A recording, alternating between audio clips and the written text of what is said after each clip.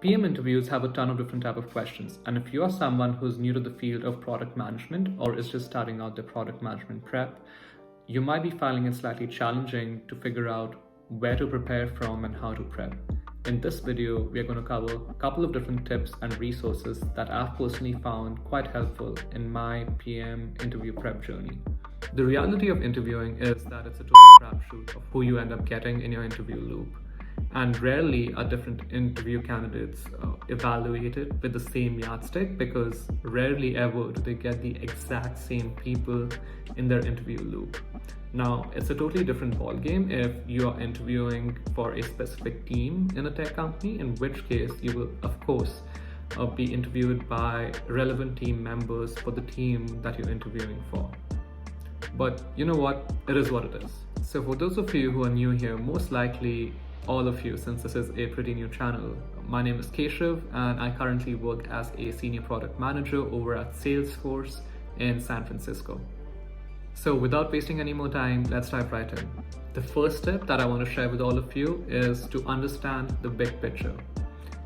Over the past couple of years, I've conducted several interviews with both junior as well as senior product managers, and I feel it's incredibly important for you to understand what it is that the interviewers are looking to get out of you from the interview and what mindset they really are in getting into the interview itself. I know a ton of different product managers who are really amazing at what they do, but have really poor interviewing skills solely because they fail to understand the big picture. So the first thing to understand in this big picture is that PM interviews are highly subjective.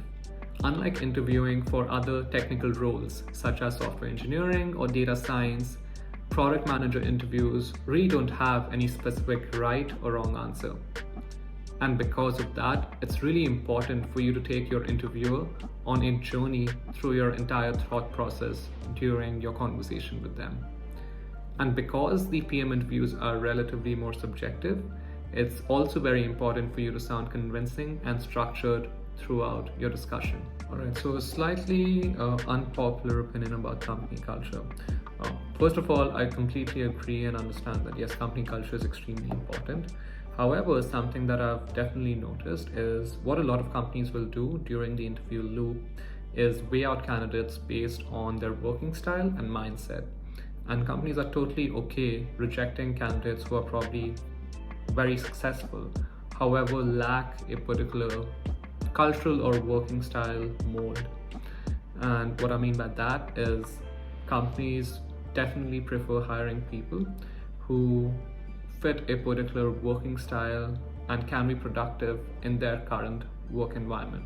And the last thing to understand about the big picture is while you go through the different rounds and different types of questions in your PM interview loop, to make sure that you're showing that you're solving for the user, that you're bringing out a bit of creativity in your responses, and at the same time you're being organized in the way that you're communicating your responses. If you do these three things, I promise you, you'll do really well into your interviews. And that brings us to the second tip of acing your PM interview, which is quantity. It's really difficult to prepare for a PM interview sitting all by yourself in a room. And trust me, I'd made that mistake during my initial few years trying to get a PM internship. Coming out of trying to prepare all by myself, I felt I'd wasted weeks of time just sitting in a room. And this is because PM interviews might come in different forms and shapes, but at the core of any product management interview that you might go through sits communication. And you really cannot practice communication all by yourself. Because of this, I recommend that you do anywhere around 25 to 30 mock interviews with other people. And yes, this number might sound extremely high, but I would really recommend you try and hit anywhere around 25 mock interviews, especially if you're someone who is trying to interview for the first time or is new to the field of product management. Not only are you going to become a much better interview candidate if you go through these several mock interviews, but at the end of 25 or even 30 mock interviews, you yourself will feel your day-to-day communication gets a lot more structured, and yeah, it's a win-win anyway. Now, mock interviews are usually an hour-long session between you and someone else where each of you ends up interviewing each other on a specific type of PM interview question. And the goal of this is to really be able to communicate your thoughts out, really take the interviewer on a journey and practice your communication along with getting feedback from someone else who's going through a similar interview prep journey as you are. And you can do these mock interviews with your other friends who probably already are product managers at different companies or are also preparing for PM interviews. However, if you do not have a lot of other friends or know a lot of people in a similar journey as you are, I'd really recommend you check out these different communities to find other people. My personal favorite was the Lewis Lynn Slack community as well as the Exponent Slack community. And I've really found incredible people that I've stuck around and I've practiced tens of interviews with over the span of months. And not only do you learn how to become a better interviewer, but since these people who are a part of your mock interview group are going through a similar journey, they might be able to advise you or connect you to different recruiters as well. Now, moving on to the third tip, which is improving your quality as a PM interview candidate. What you really want to do is find a set of people that are only slightly better than you at interviewing. And I've personally found only this kind of working relation to be sustainable, because if one of you is way better than the other person is not really going to be getting any value out of mock interviewing with you. And because of this kind of work relation is not really sustainable. So I would go on to one of the communities that I'd earlier shared and try and find a set of people that are about the same in terms of PM interview quality. The second thing that I would do is, while I'm going through my different mock interview sessions, try and document the different patterns or rather learnings that I've observed, which later convert into patterns over time. And to document my learnings, I usually noted everything down in one of my note-taking apps. And at the same time, I also did audio recordings or even video recordings of my sessions. I found it really important to record my audio and video because it helps me understand my body language while I'm communicating with someone in an interview.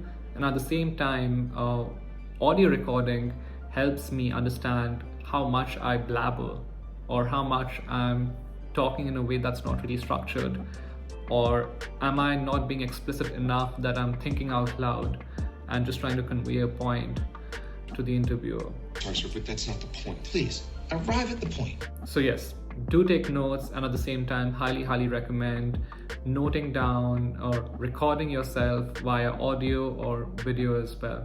And over time, you will start noticing patterns to improve on or work through. In terms of prep material, right? I know all of you have heard of Cracking the PM Interview, Decode to Conquer. These two are really brilliant books to help you get started, but I would personally consider them to be introductory prep material. Over time, what I've really found valuable in terms of leveling up as an interviewee is to practice from the Lewis Lynn 167 interview questions. This has been really helpful because it provides you real life examples of what companies like Facebook or Google or Amazon, Apple even in this case, have asked candidates and what responses have looked like according to Lewis Lynn, who is this legendary interview prep guide. By reading the responses, you understand what good looks like. And it's really important for you to understand what good looks like, especially in your initial days, so that you don't have to learn that the hard way. I would also highly recommend trying out Stephen's Exponent course. And I do realize this is not a free resource. However, the course goes over a really structured way of being able to respond to PM interview questions without having to rely on a specific framework as such, which really makes the interview flow a lot more naturally in my perspective. Stephen also does an excellent job of recording and documenting a lot of sample mock interviews with existing PMs at companies such as Meta, Google, or even Amazon. And all of these videos have been recorded and uploaded on YouTube for free, of course. So do check out the YouTube channel for Exponent as well. And finally, to improve your quality as a PM interviewee, I would also recommend that you understand what stage of prep you are in. And the different stages that I feel one goes through in their PM interview journey range from trying to follow a method, probably circles in this case, which is extremely popular, to just referencing the method, in which case you are not really going through step by step the different circles framework, but you're just trying to reference circles as a framework at the back of your mind, to eventually, hopefully, coming up with their own framework, just relying on your own framework, not going through the entire framework either. So you want to get into a stage where your interview seems very conversational and does not seem like you're going through a checklist of different items in whatever framework it is that you're referencing. Moving on to our fifth step, to acing the PM interview. It's about doing your homework. And by doing your homework, I don't mean just going over the blog posts of different companies. Well, yes, you should do that, but doing that in and of itself is not sufficient for you to understand the company or even the team that you're interviewing with. To better understand the team, the culture of the company that you're interviewing for, I would really recommend you talk to real people working in these organizations. And while it can get extremely difficult to get a hold of these people through LinkedIn or otherwise, I would really recommend you log on to and create an account for Blind. Now, Blind is this anonymous workplace community, which I ended up finding after my internship, how I wish I found it before my internship. And the benefits of having an anonymous community are people talk extremely freely about different things ranging from their total compensation to working challenges that they have observed. And this is really a space where you can ask any question that you might have and tag the different companies that are relevant to your question and really expect a high response rate on the questions that you post. I highly recommend that you start early, and by that, not only do I mean that you give yourself sufficient time to prepare for the interviews, a couple of weeks if not longer, but also start recruiting for different positions early enough. PM recruiters receive hundreds of applications for a handful of positions pretty routinely, and the best way of giving yourself a shot at the interview is by applying early enough so that you have a higher likelihood of getting noticed in this particular interview process. So that's it, everyone. Those were the 5 tips to ace your PM interview. I hope you found this video helpful, and if you did, please do not forget to like, share and subscribe. I'll see you all soon. Bye-bye.